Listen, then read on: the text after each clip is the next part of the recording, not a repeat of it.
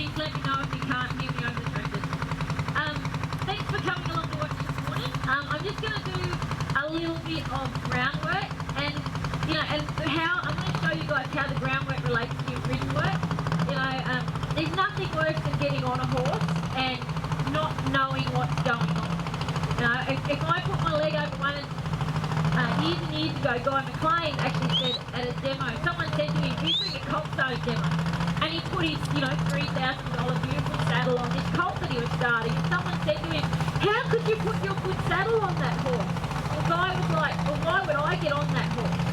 He said, I value me more than I value my saddle, so, I need to know that when I swing a leg over this horse, I'm getting safe. And that's what all our groundwork's about.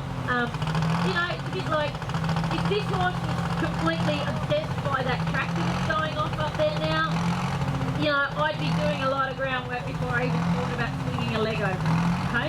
And you can see, he's kind of focused on everything that's going on. He hasn't been anywhere much, he's only a young horse. He's like, what's going on here? So, if I was going to get on him, that response is going to be multiplied. He's going to be even more obsessed by things like tractors and, jumping castles and stuff like that. So I need to know that he's with me. So, your first little test of what you can do and see where your horse is at is you can just ask them to flex. And you can see like he's not as calm about being flexed as what I would like. And what I want is, I want him to flex, I want him to be soft, and I want him to stay with me.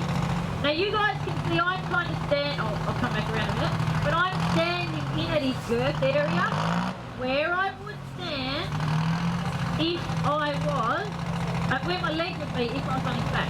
So now there, that's what I'm looking for. I came this side so I can show you guys what's going on, and as soon as I came around, he gave me a lick and a chew. I'm looking for positive responses.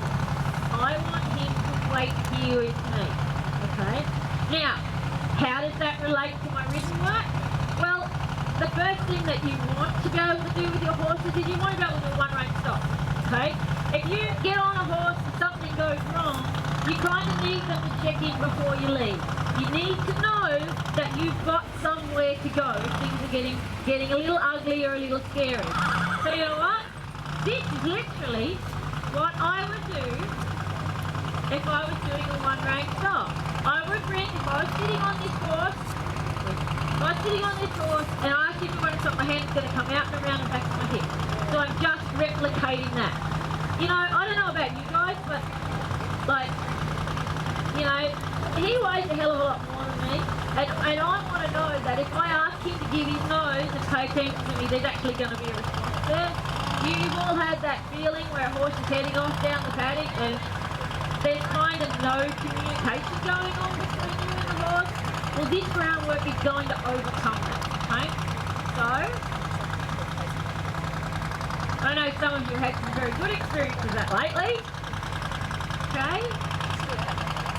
And this, I don't do, this horse is just raw. I don't do a lot of groundwork with him now because a lot of the foundation is put into him. But if I was to bring him here today and I was actually going to ride him, I'd make sure did my groundwork and checked in and made sure he was paying attention before I actually got him back. Okay, so, he's pretty soft and light. If you go to do that with your horse, and your horse might, and I'm going to make him do it, your horse might do this, there's two things to think about. Think about one, am I doing it correctly? And I'll show you how I can make him back up by doing it. If I get my hand in here and jam him close and don't give him any room or suggestion, it's all going to get a little ugly. I can make him back whilst trying to make it look like he's flexing. So make sure your hand comes out and around and you let your horse know what you want him to do. Okay? The other thing is maybe your horse is just really stiff. Maybe nobody's ever asked him to flex. And I've had horses come to clinic and all they have been able to ask their horses to do on the first day of a clinic is to get to here, okay? That is all the flexion that horse has had, because no one in their life has ever asked them to bend and be soft and supple and give the pressure.